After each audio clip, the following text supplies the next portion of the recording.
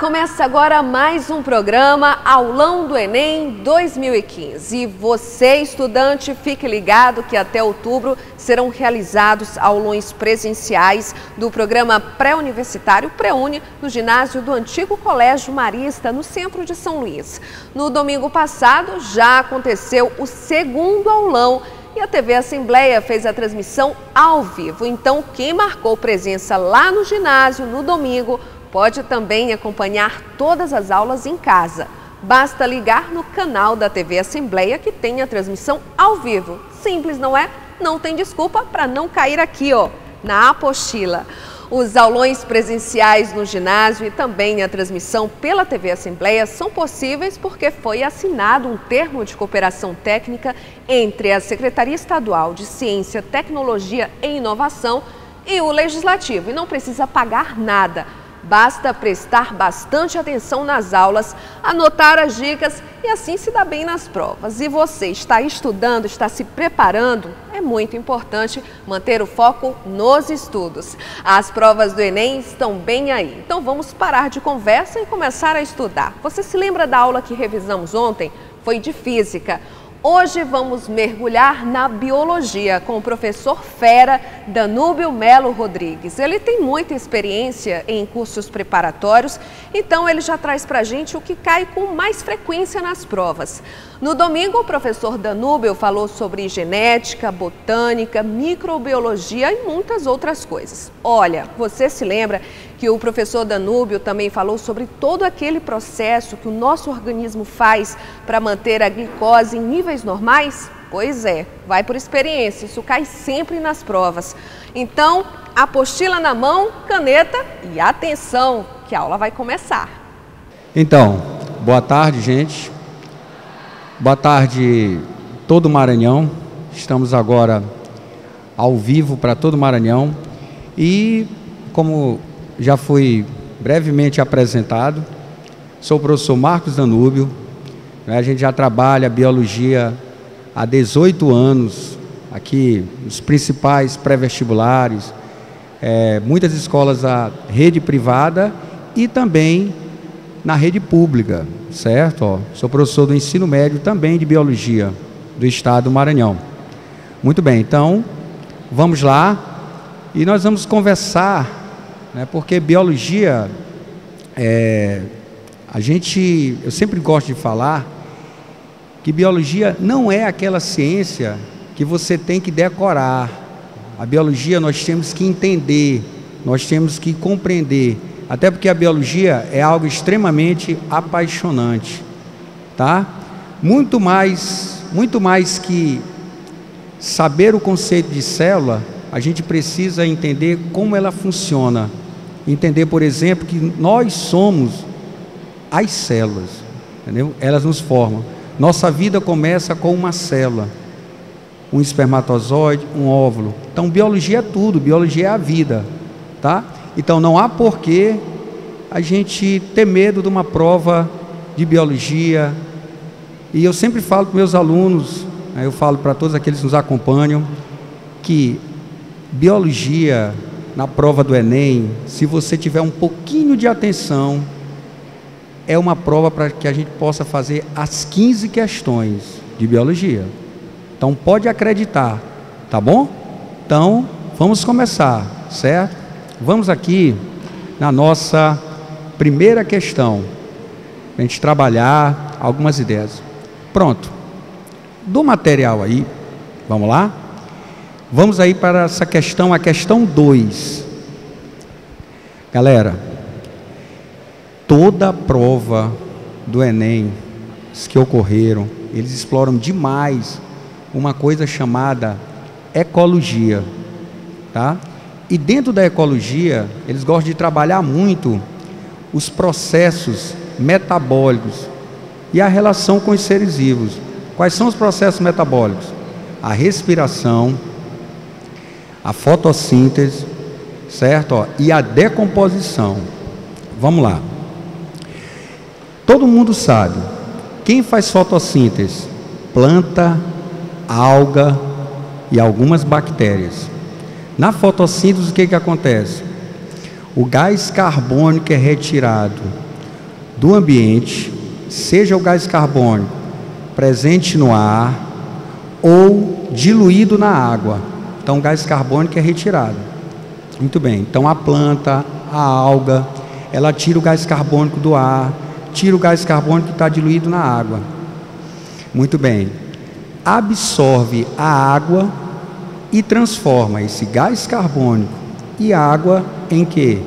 Em molécula orgânica. Quem é a molécula orgânica?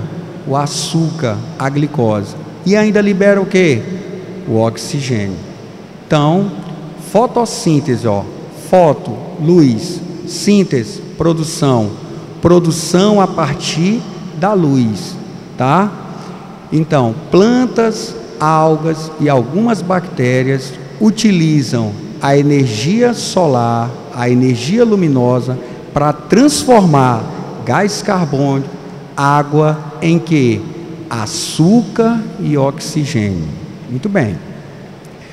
Nós que somos animais, realizamos fotossíntese?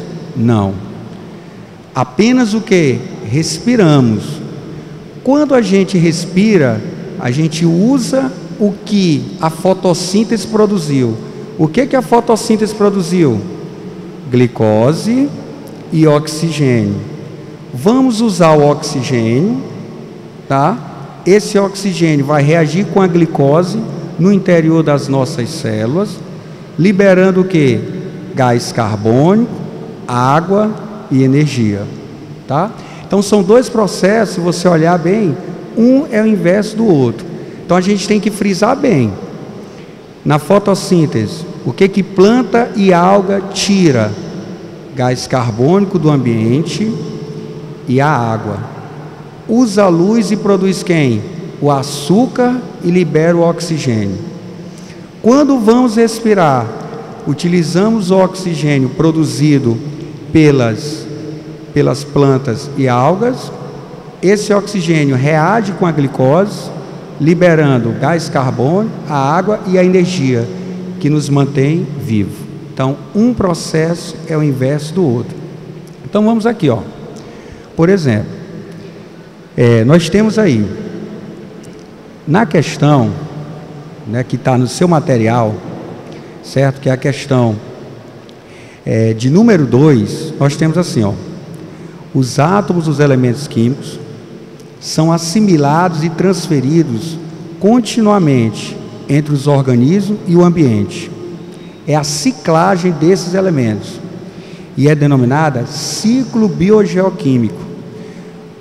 Considere o ciclo biogeoquímico do carbono apresentado na figura abaixo.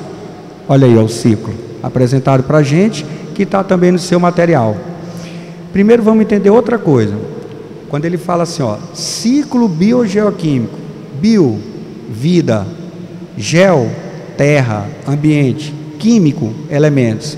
Ele está querendo justamente se referir ao fato dessas substâncias químicas, gás carbônico, certo? Olha, oxigênio, estarem em constante troca. Ora o gás carbônico está no ambiente, ora o gás carbônico está no ser vivo. Ora o oxigênio está no ambiente, ora o oxigênio está no ser vivo. Isso é ciclo biogeoquímico. É manter o fluxo. O que é fluxo? Movimento de determinadas substâncias entre seres vivos e o ambiente. Então ele coloca na questão para a gente. Considere o ciclo biogeoquímico do carbono, representado na figura abaixo. Como o carbono consegue manter um fluxo? Através de quem? Do CO2, do dióxido de carbono. Muito bem. Então, analisa as afirmações a seguir de acordo com a figura acima apresentada. Muito bem, olha. A primeira afirmativa fala o seguinte: o processo 1 corresponde à assimilação pela fotossíntese. Vamos ver. Olha lá na figurinha, na figura do seu material e ali, ó. O que nós vamos ter? Turma, o gás carbônico, ele está saindo do ambiente e indo para a planta. O que eu falei para vocês? Como é que a planta tira o gás carbônico do ambiente? Quando ela faz o quê? Fotossíntese. Então eu queria saber de vocês, a afirmativa 1, ela é verdadeira ou ela é falsa? Verdadeira. Muito bem. Vamos lá, ó. Afirmativa 2. O processo 2 corresponde à respiração. No processo 2 a gente tem um animal herbívoro. O animal, ele não faz fotossíntese. Então ele não consome o gás carbônico. O animal, ele o quê? Respira. Se ele respira, ele libera o quê? Gás carbônico. Então a afirmativa 2 também é o quê? Verdadeira. Afirmativa 3. O processo 3 corresponde à assimilação pela decomposição. Tá? O processo 3 mostra o seguinte: carboidrato chega ao animal herbívoro. Muito bem. Gente, quando tem decomposição, não é assimilação. Quando há decomposição? Quando um ser vivo morre. Quando um ser vivo morre, gente, todo mundo sabe disso. Por exemplo, quando um animal morre, depois de algumas horas, esse animal que morre, ele começa a exalar um odor desagradável. Por quê? Na hora que um ser morre, são direcionados para eles milhares, milhões de micro-organismos, de bactérias e fungos. As bactérias e fungos vão decompor aquela matéria orgânica, certo? Ó, transformando aquilo ali em água, sais minerais e liberando até substâncias, tá, de odor desagradável, com um nome bem sugestivo. Ó, fedentina. Olha como é sugestivo o nome, né? Fedentina, porque não é agradável mesmo o odor da decomposição. Então a decomposição, ela não representa assimilar. Assimilar da ideia de quê? Formar, construir. A decomposição já está dizendo, os micro-organismos vão degradar, quebrar a matéria em água e em sais. É isso que promove a reciclagem da matéria, tá bom? Essa decomposição, ela ocorre em todos os níveis. Cai uma folha da planta que cai. Em 1 a 2 meses, numa floresta tropical, aquela folha vai virar o quê? Água e sais. Quem vai reutilizar aquela água e sais? As outras plantas que estão em sua volta. O animal morre, decomposição. Então a fertilidade do solo está relacionada ao processo de quê? De decomposição, reciclagem da matéria. Fezes, urina, tudo sofre o quê? Decomposição. Por isso que existe o adubo, né? Por isso que existe o adubo. É excremento, produto de decomposição. Tá bom? Então, só para a gente recapitular, a gente tem que ter essa noção exata. O gás carbônico é retirado do ambiente pela planta, por algas, plantas e algumas bactérias. Como? Fazendo fotossíntese. O gás carbônico é devolvido ao ambiente por todos os seres quando ocorre o processo de quê? De respiração. 1 e 2 são verdadeiras. Afirmativa 3. O processo 3 corresponde à assimilação pela decomposição? Não. Até porque a decomposição, que é feita por bactérias e fungos, ela não assimila, ela degrada, tá? Ela devolve o produto da decomposição ao ambiente. Então, essa segunda questão, certo? Olha, que tem esta figura, a resposta certa é a nossa letra C. C de chocolate, tá bom? Muito bem. Segunda letra C. Bom, agora eu vou trabalhar uma outra questão, certo? Ó, sem ter figura.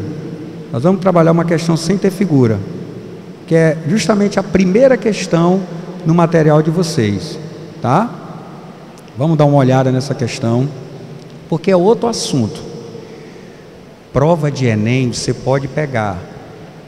Pegue as últimas 5, 6 provas, você vai sempre olhar uma questão de ciclo biogeoquímico, que é essa que nós acabamos de fazer agora, onde o aluno só precisa entender, diferenciar legal uma fotossíntese de um processo de respiração. tá? Não é difícil. Outra questão que cai muito, é muito avaliada nas provas do Enem, é uma questão que envolve as relações ecológicas, como está aí na primeira questão. Quando alguém falar para você o que é uma relação ecológica, é uma relação entre seres vivos, tá? Você e seu colega do lado tem uma relação ecológica, tá?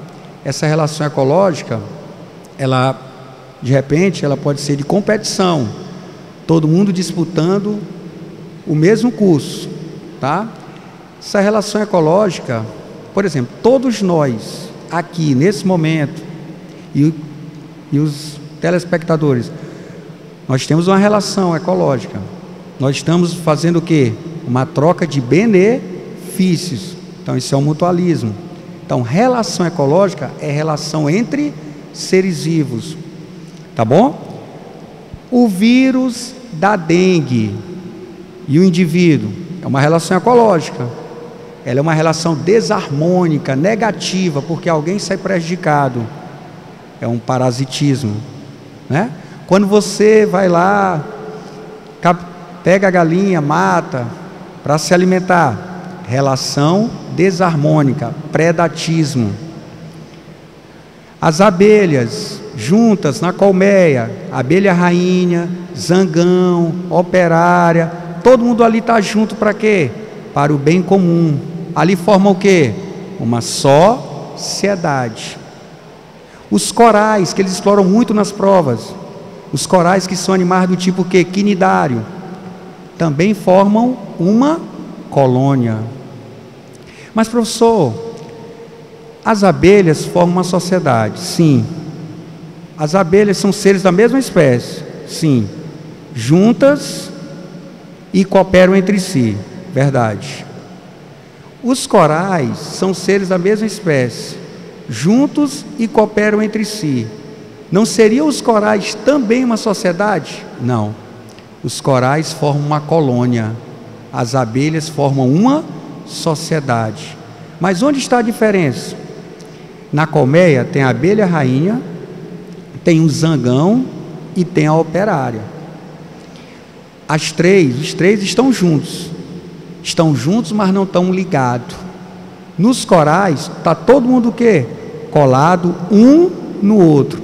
Então, qual é a grande diferença entre uma colônia e uma sociedade? Na colônia está todo mundo o quê?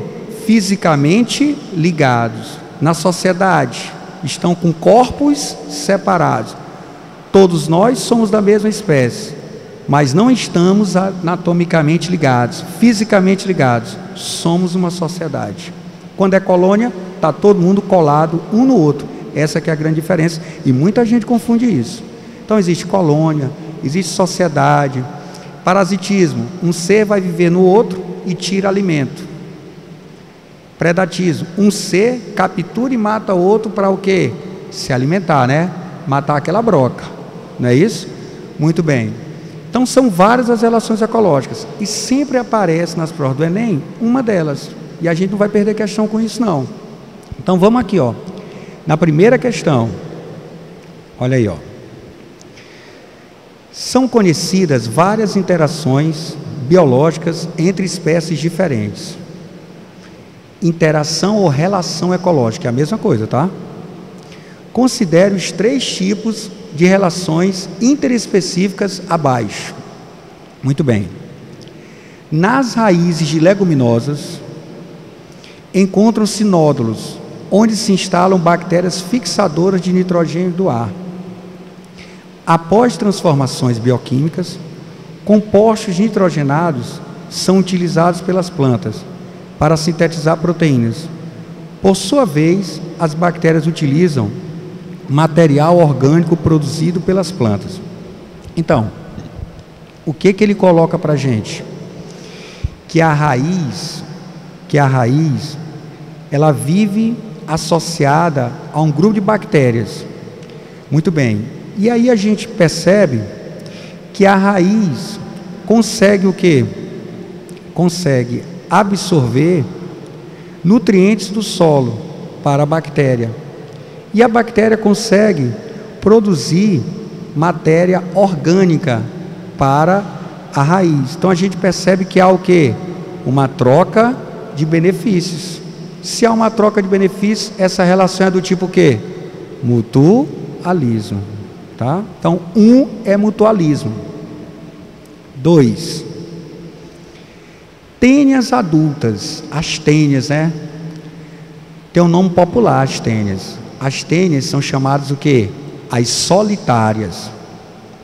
Antes da gente comentar a afirmativa 2, vamos só lembrar um pouquinho as tênias. As tênias são vermes achatados, são platelmintos, conhecidos como o quê? Como solitárias. Muito bem, por que solitárias, Danúbio? Porque normalmente fica uma tênia no intestino da pessoa. Detalhe, essa tênia ela pode atingir até 8 metros. Mas, Danúbio, impossível isso aí. Por quê? Eu tenho 1,60 m. Como é que eu posso ter uma tênia de 8 metros no meu intestino? Galera, é o seguinte, só de intestino delgado, a gente tem 2 intestinos, né? O delgado e o grosso. Só de delgado, a gente tem mais de 12 metros de intestino delgado. Porque se você pegar e esticar o intestino de alguém, essa pessoa está morta, com certeza, né? Você vai ver que vai dar mais de 12 metros. Como é que pode, Danúbio, eu ter 12 metros só de intestino delgado? É porque o intestino delgado ele fica o quê? Todo enroladinho. E por volta dele, o intestino grosso. Nós temos mais de 15 metros de intestino. Tudo, ó, enroladinho, delgado e grosso. Então, uma tênia de 8 metros, achatada, ela fica também enroladinha, se alimentando dos nutrientes que o indivíduo come. Então, geralmente, quem tem uma tênia pode ter uma fome louca. Uma broca, né? Como vocês falam, né? Pode ter uma fome louca, porque tem que alimentar ele e a tênia dele. Entendeu? Muito bem. Então, a tênia é um parasita. Quem é que lembra? Como é que o cara pode ter uma tênia?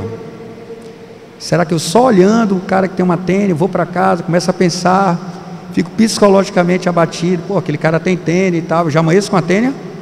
Nada a ver, né? Como é que alguém pode ter tênia? Ingerindo carne de porco, mal passada ou mal cozida. Tem que ter cuidado com uma larva chamada cisticerco. Então veja bem, Danúbio, eu vou fazer o consumo de qualquer carne de porco sem saber como ele foi criado, sem saber como ele foi abatido? Melhor não. Mas não tem jeito, Danúbio, eu estou com muita fome, eu vou morrer de fome? Não. Então coma aquele porco bem assado e bem cozido. Nada de carne de porco mal passada, porque pode ser a larva cisticerco. Tá bom? Então o problema é só a carne de porco? Não. A carne bovina, o boi também pode representar um grande problema. Na carne bovina tem outra tênia, a tênia saginata. No porco tem a tênia sólio. Para que eu fique tranquilo quando eu for fazer o consumo desses alimentos, é melhor que eu os coma bem cozido ou bem passado. Então, como é que alguém pode ter uma solitária? Só lembrando, ingerindo a carne de porco ou a carne do boi, mal passada ou mal cozida com a larva cisticerco. Essa larva vai para o intestino humano, lá cresce muito, ocupando pouco espaço, porque ela fica enroladinha, achatada, tá certo? Causando o quê? Diarreia, vômito, cólica. Tem tratamento? Não tem.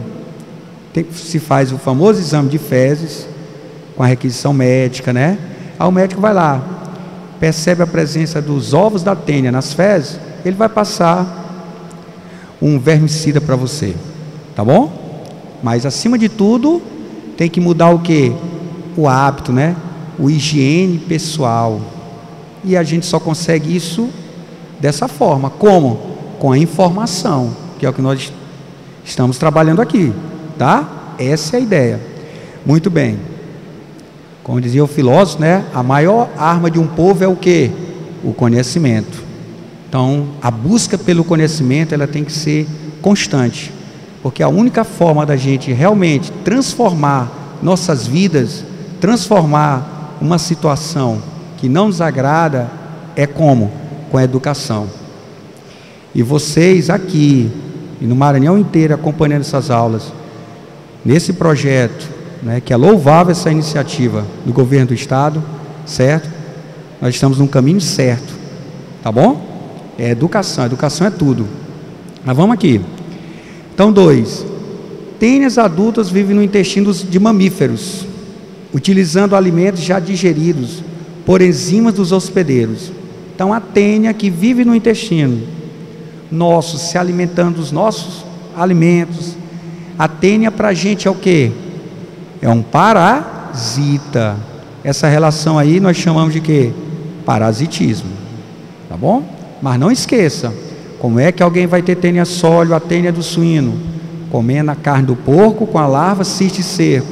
Como é que alguém vai ter a tênia saginata, que é a tênia do bovino? Comendo a carne mal passada ou mal cozida com a larva cisticerco. Tá bom? Parasitismo. Tem uma outra situação para a gente encerrar essa questão, que é, com certeza vocês já ouviram falar, uma situação. Vou dar um exemplo. Se eu ingerir a carne do porco ou a carne do boi com a larva cisticerco, acredite, dos males os menores, porque essa larva só vai para o meu intestino, e lá eu vou ter diarreia, vômito, cólica, mas no número dos males menores, pode ser que piore? Pode. Pior é quando alguém ingere os ovos da tênia em água contaminada, porque se eu ingerir água com os ovos da tênia, esses ovos podem ir para o meu intestino, lá eles quebram, como a gente fala na biologia, eles eclodem. Quando eles eclodem, eles formam uma larvinha pequenininha que tem 6 espinhos, hexacanto. Ela perfura o intestino, corrente sanguínea, globo ocular, cegueira, tá? E cérebro, neurocisticercose. Aí a doença é conhecida como cisticercose. Então, o cara vai ter tenias ingerindo a larva cisticerco na carne suína ou bovina. O cara vai ter cisticercose como? Ingerindo os ovos da tênia sólio. Quem é mais grave? Tenias ou cisticercose? Cisticercose. Porque a cisticercose pode me levar a um quadro, certo? Agressivo neurológico. E a gente sabe que cérebro formado por quem? Por células permanentes. Você vai nascer com um número de neurônios. O ideal é que você morra com aquele número, porque ao longo da sua vida vamos perdendo os neurônios, esses nunca mais serão repostos, nunca mais serão regenerados. Tá? Muito bem, então, tênia é parasitismo, raiz e a bactéria é mutualismo. E a última afirmação: num dado ambiente, insetos servem de alimento para anfíbios, e esses servem de alimentos para répteis. Muito bem, então isso aí é o que? O inseto serve de alimento para o anfíbio serve de alimento para o réptil. Aí está um processo de quê? De predação, predatismo. Dentro do predatismo a gente vai encontrar o que? As cadeias alimentares. O que é uma cadeia alimentar?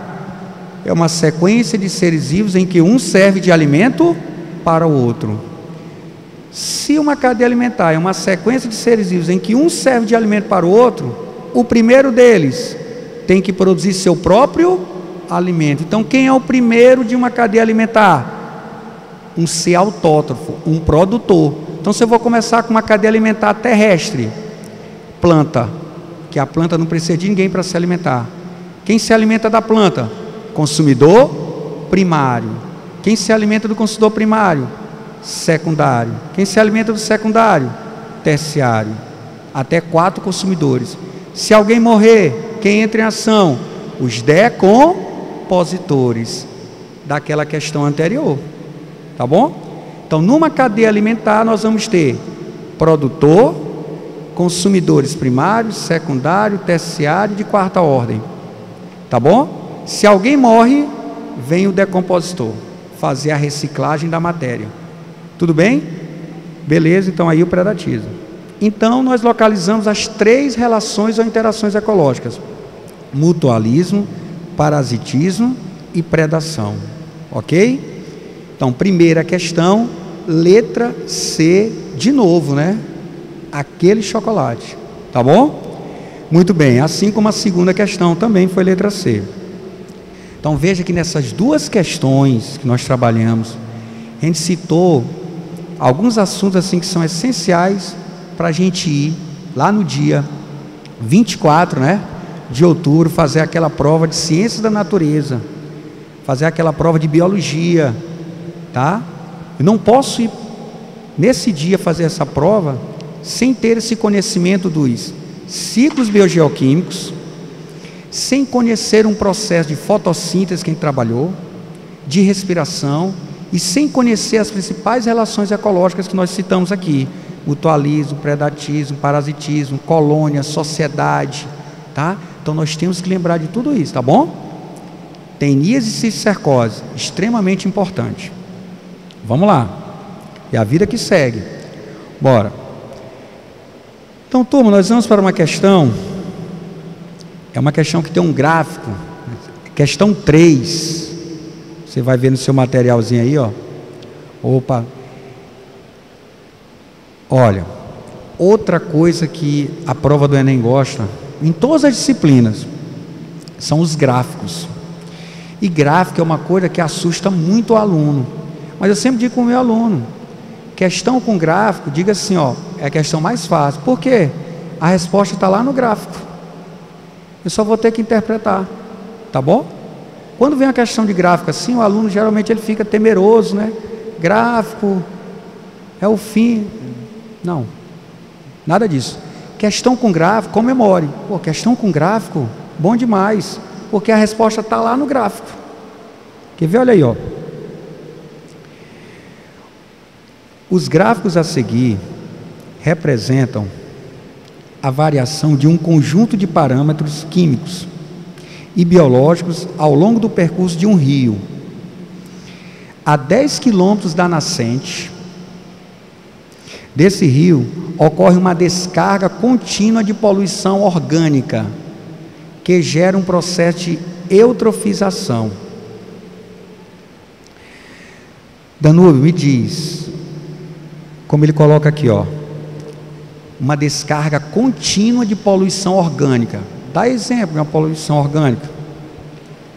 Cara em casa, usa o vaso sanitário, descarga, esgoto, jogado lá no rio, lá no açude, lá na represa. Poluição orgânica do rio, só orgânico. Isso vai gerando uma situação que a gente chama de eutrofização. Em biologia, o significado das palavras é extremamente importante. Vou dizer para vocês. Eu, vamos lá, eu é de quê? Verdadeiro. Trofização, de comida, nutrição. Por isso que vem aqueles termos, ó. Autótrofo, auto si próprio, trofo, nutrição. Produz seu próprio alimento. Quem faz isso? Planta. Por isso que ele fala assim, ó, a planta ela é autótrofa, ela produz seu próprio alimento.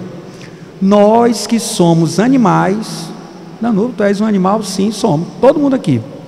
Um ser vivo, ou ele é monera, nós não somos, monera só as bactérias. Um ser vivo, ou ele é protista, protozoário, nós não somos. Um ser vivo, ou ele é fungo, nós não somos. Fungo das micoses, né? O cogumelo. Ou um ser vivo é o que? Planta, nós não somos. Nós somos o que? Animais. E uma das diferenças principais entre a planta e o animal é essa, né? A planta ela é autotrófica ou autótrofa. Ela produz seu próprio alimento. Nós somos o que? Animais. Heterotrófico. Hetero, diferente.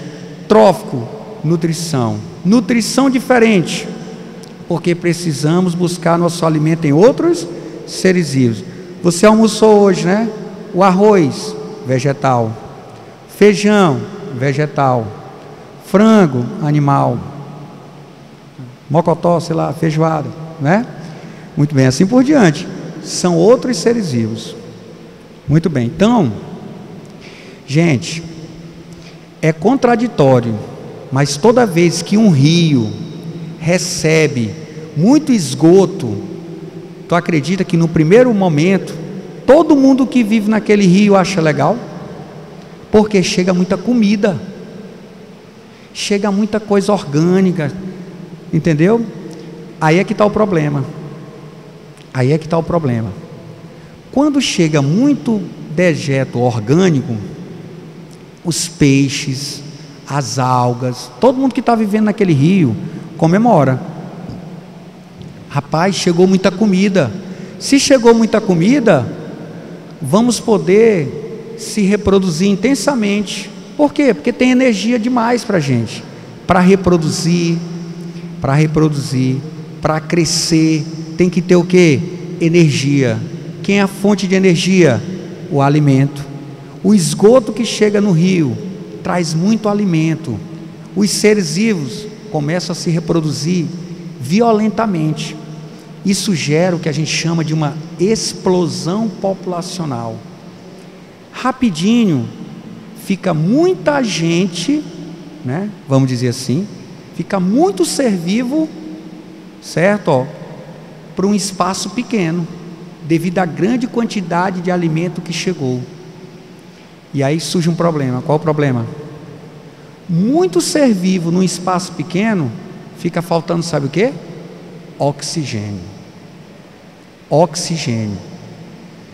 Antigamente, antes do esgoto chegar, tinha uma população de peixes, uma população lá de algas, e tinha uma taxa de oxigênio diluída. Legal. Mas na hora que a comida chegou em excesso, essa população de peixe ela explodiu, essa população de alga explodiu, e rapidamente ficou faltando oxigênio. E aí os seres começam a morrer pela falta de oxigênio. Aí sabe quem começa a se dar bem no ambiente onde não há oxigênio? Quem não precisa dele para nada. Os seres anaeróbios. Grupos de bactérias e grupos de fungos anaeróbios começam a chegar, pô, aqui não tem oxigênio, vamos dar bem aqui. Aí começa a se reproduzir, fazendo um processo chamado de fermentação. E dentro da fermentação começam a exalar gases responsáveis por aquele odor desagradável, que é típico de quem? Que é típico das águas poluídas por dejetos orgânicos. Então a eutrofização é isso. Então você nunca vai esquecer, tá? Eutrofização é o que? É muita comida, é muito esgoto na água. Muito esgoto na água acaba gerando o que? No início, uma explosão dos seres que vivem naquele ambiente. Quando esses seres explodem naquele ambiente, o que acontece?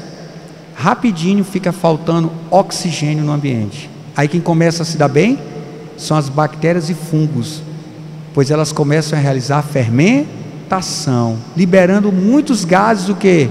Extremamente tóxicos, matando a vida que ainda persiste e ainda causando, né, aquele odor desagradável. Muito bem. Então vamos aqui.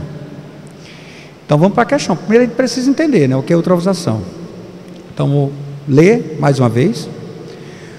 Os gráficos a seguir representam a variação de um conjunto de parâmetros químicos e biológicos ao longo do percurso de um rio.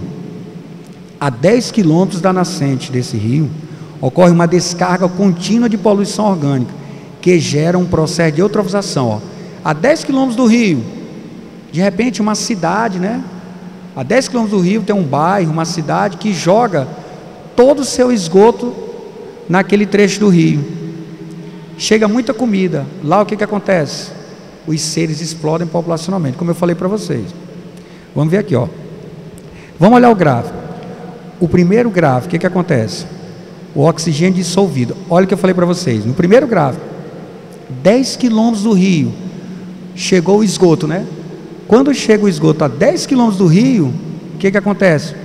O nível de oxigênio cai bruscamente, porque na hora que o esgoto chega, a população explode. Aí fica ocorrendo o quê? Competição pelo oxigênio. Muito bem. Aí ele mostra também plantas aquáticas, bactérias no segundo gráfico. coloca anelídeos no terceiro gráfico e crustáceos. Crustáceos, camarão, né? Artrópodes. Anelídeo é aquele filo onde a gente encontra quem? As minhocas, sanguessuga, beleza. Então vamos aqui para as questões. Analisando os dados contidos nos 3 gráficos, é correto concluir que o rio permanece eutrofizado ao longo de todo o trecho representado? Não. Não por quê? Porque a 10 quilômetros a taxa de oxigênio caiu.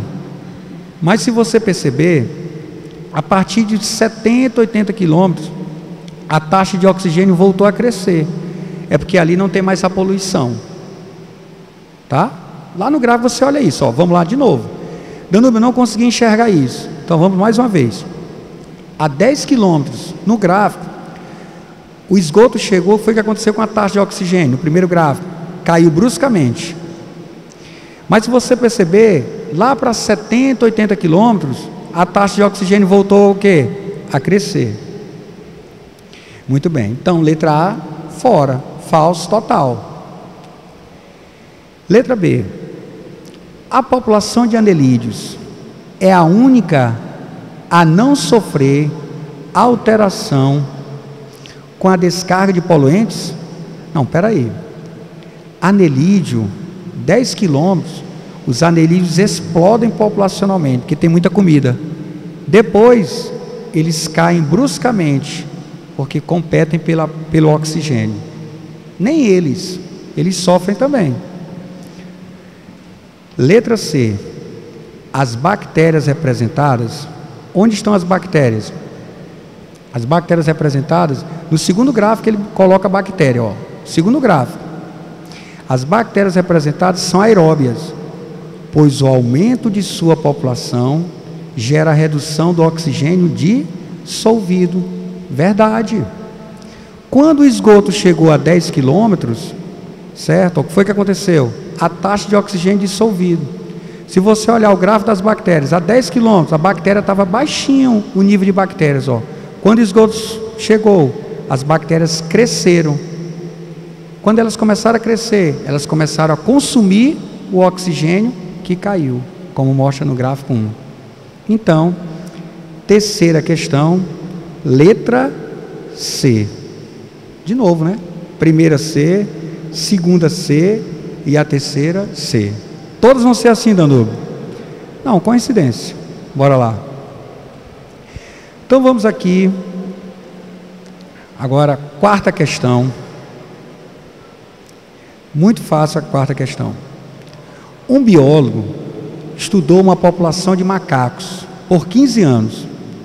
Durante quase todo esse tempo, a população nunca foi inferior a 30 indivíduos e nunca foi maior que 45. Os dados do pesquisador mostraram que mais da metade dos macacos que nascia não sobrevivia para se reproduzir.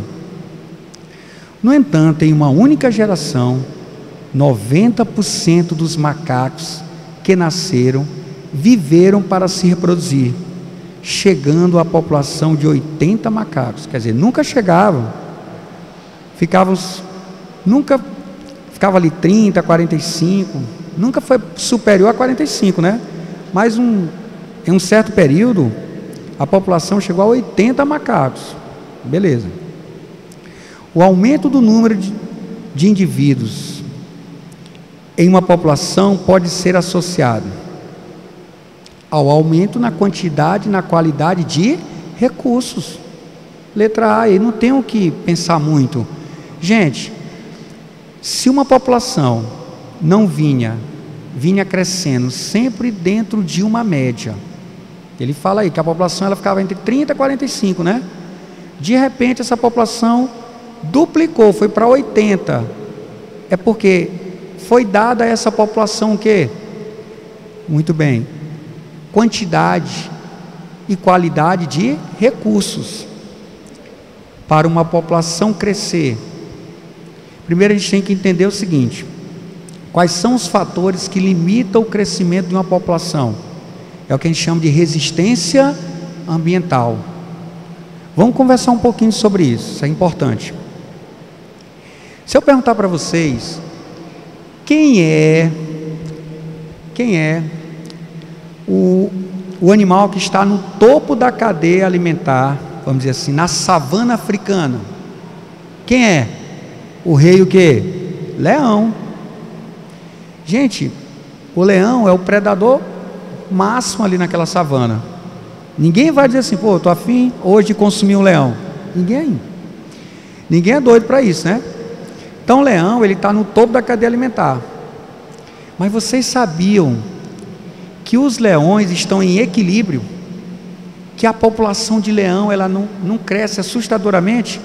Vamos pensar assim, se ninguém consome o leão, né?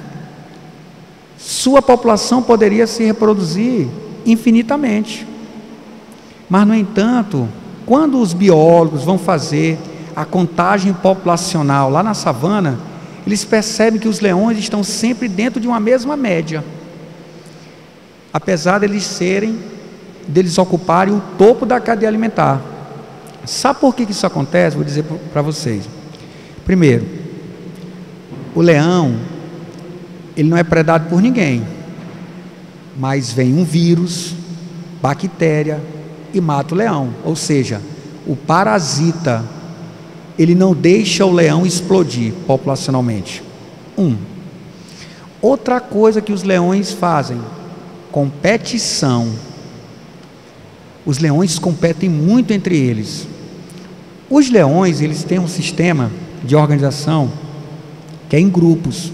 Geralmente é assim, é um leão dominante com 3, 4, 5, 6 leoas. Danúbio é um harém, né? Exatamente. Cada leão dominante, ele tem um harém.